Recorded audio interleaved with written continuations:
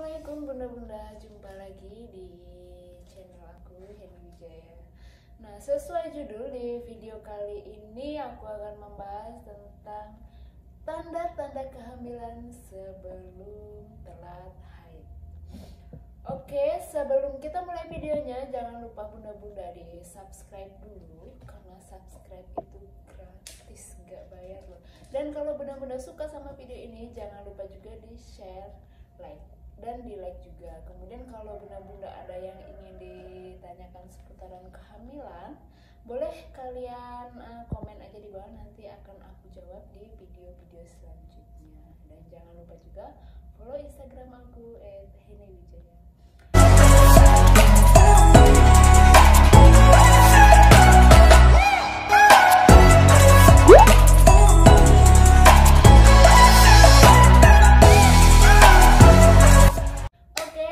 Basa-basi panjang lebar, langsung saja kita masuk ke intinya. Jadi di sini aku akan kasih tahu menurut pengalaman aku sendiri ya, tanda-tanda kehamilan sebelum telat haid. Nah, jadi aku tuh terakhir menstruasi bulan Februari tanggal 23. Nah, jadi pas bulan Maret kemarin aku tuh seharusnya mens tanggal 22. Nah, karena siklus haid aku kan teratur bun, 28 hari sampai 35 hari gitulah. Nah, jadi sebelum tanggal 22 itu aku udah ngerasain hal-hal yang gak enak gitu, yang kayak emang aku tuh pernah tes pack di tanggal 6 Maret itu masih negatif. Emang belum ada tanda-tanda sih. Pas waktu akhir-akhir sebelum tanggal 22, sebelum aku tanggal menstruasi, aku tuh kayak merasakan gampang capek, sempoyongan. Mual belum? Mual tuh walaupun habis tes pack udah tahu garis 2 pun aku belum merasakan mual. Yang aku rasain cuma pusing dan payudara ini sakit banget. Mulai ini perbedaan sakit payudara ketika mau menstruasi dan ketika mau hamil itu beda ya bun. Kalau yang aku rasain mau menstruasi itu kayak payudara berasa bengkak, gede, dan nyerinya sama. Tapi kalau sakit mau hamil itu dia nggak terlalu bengkak sih, cuma sakitnya itu beda, nggak separah mau menstruasi. Terus di putingnya itu sakit juga. Nah, jadi itu aku udah ngerasain lama banget, mulai dari tanggal aku tes pack tanggal 6 itu udah aku ngerasain sakit dari awal bulan. Kok cepet banget ya ini payudaraku, mungkin itu udah terjadi lah, mungkin hormonnya aja yang belum naik, makanya di tes pack masih garis 1 masih negatif ya. Ya udahlah bilang gitu kan. Terus kayak tanda-tanda pusing, sempoyongan, mual belum sih.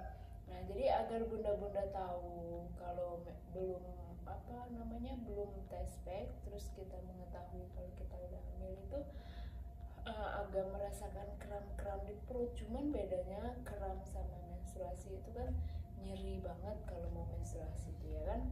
Tapi kalau kram mau hamil itu enggak terlalu nyeri, cuman kayak kram sedikit terus berhenti, kram sedikit terus berhenti, gitu aja sih yang aku rasain. Nah, jadi banyak sih perbedaan kita mau menstruasi dan kita mau hamil. Pusingnya juga beda.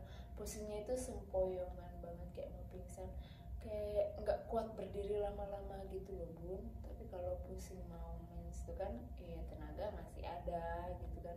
Cuman kalau mau hamil, aduh, hormonnya itu berubah drastis banget. Ini bunda-bunda yang pernah hamil nih pasti pernah ngerasain ya. Sumpah, ini ya nggak kuat banget rasanya. Cuman ya gimana ya kan, nggak boleh ngeluh, emang itu kehendak kita. Jalanin aja, nikmatin aja, nanti pasti bunda-bunda merindukan masa-masa ini yang kayak aku alamin sekarang.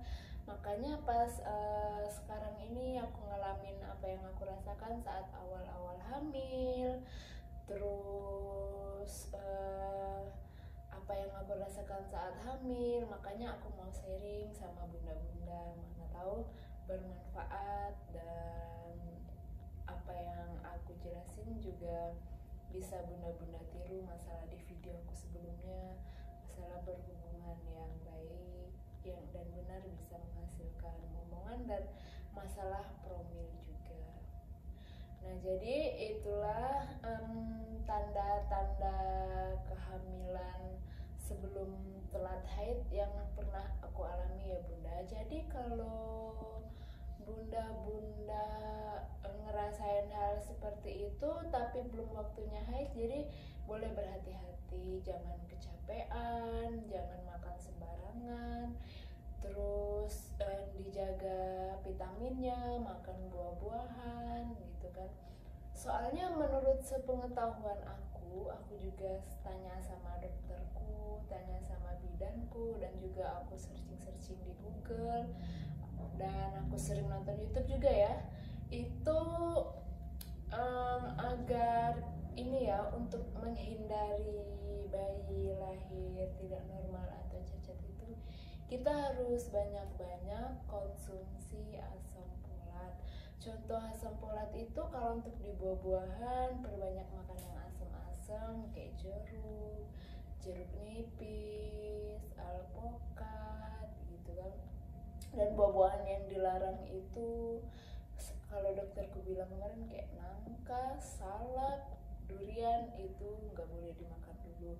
Terus kalau untuk sayur-sayuran itu yang hijau ya, kayak sayur-sayuran hijau, kemudian kacang-kacangan. Terus nggak boleh makannya yang setengah mateng, misalnya mau makan steak setengah mateng nggak boleh, makan sate yang harus kayak dibakar aja juga nggak boleh. Nah, maka dari itu kita harus hati-hati, sangat memperhatikan makanan, karena itu penting banget. Karena pertumbuhan janin itu ada di trimester 1 ya bun. Pertumbuhan sel, denyut jantung, kayak otak, terus pertumbuhan jari-jari, pokoknya pertumbuhan janin-janin itu ada di trimester 1, bulan pertama, kedua, dan ketiga. Itu penting banget untuk kita menjaga kesehatan dan nutrisi kita. Pokoknya kita harus jaga-jaga kesehatan, jangan gampang stres, pokoknya bawa happy-happy aja. Nah, terus ini aku akan kasih tahu juga buat bunda-bunda yang mengalami mual berat, pusing sama yang kayak aku rasain. Ya emang kayaknya stres banget, berat banget gitu ya. Pasti bunda-bunda ngerasain lapar, pengen ini itu, tapi pas makan baru sesuap dua suap udah enek, pengen muntah gitu kan ya. Nah, di sini aku juga mau kasih tips.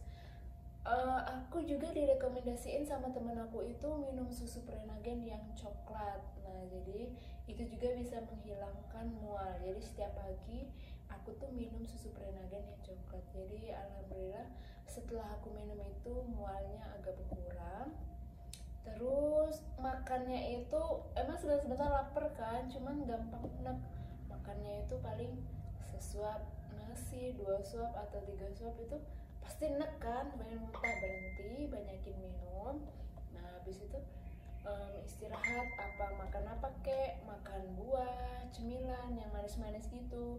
Wajib banget banyak makan yang manis-manis ya bun, karena yang manis-manis itu pengganti nasi ya, kalau kata dokter kemarin, kayak makan roti coklat atau es buah, yang penting manis-manis itu nggak apa-apa untuk pengganti tenaga kan. Nanti kalau kita nggak makan nasi, nggak ada makan manis-manis, lemes, daripada diinfus kan repot.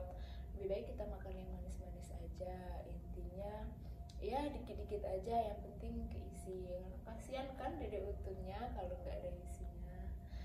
Nah, jadi sepengetahuan aku, karena mungkin aku lagi hamil kan ya, makanya aku rajin searching, nonton YouTube. Terus kalau lagi ke dokter atau ke bidan tuh aku juga cerewet, rajin nanya ini itu. Terus vitaminnya juga aku direkomend sama bidan itu vitamin asam folat. Nah, nanti aku tunjukin ya di gambar di atas ini. Nah, itu aku minum vitamin itu sama vitamin penguat janin, karena kalau lagi awal-awal kan rentan banget, apalagi mau bepergian jauh atau gimana ya. Kalau bisa jangan dulu bepergian jauh kalau masih di trimester pertama.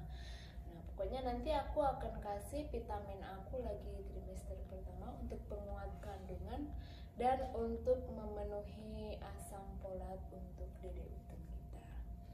Oke, baiklah Bunda, jadi itu saja di video kali ini.